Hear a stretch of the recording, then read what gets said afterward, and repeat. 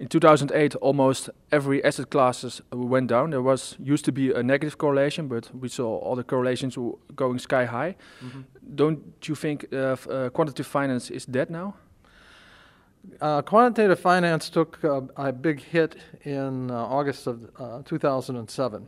And why it took a hit was basically volatility. Volatility went up into the 30s from being in the teens. And the thing that people don't really appreciate about that is that when that happens, investors' horizons get pulled in and they're looking at different things to value stocks, which is why currently quantitative models aren't working that well because people have very short horizons now. When we look at your filtering strategy, how important is the sector in which a company operates?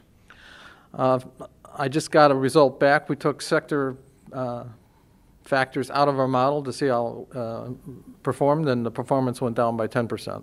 I can answer that as of today. When we look to the country influence or the sector influence, most researchers agree that the sector influence is dominant. Do you agree with that? In terms of forecasting expected return, I think sectors are important, but as I just said, not dominant. And do you also look at macroeconomic developments? In terms of subjective analysis, in terms of my quantitative methodology, the macroeconomics comes in through the sensitivities of stocks to movements in things like interest rates, gross domestic product, exchange rates, and things like that. You spoke about all the factors you do research on companies. How important are the accounting standards for you?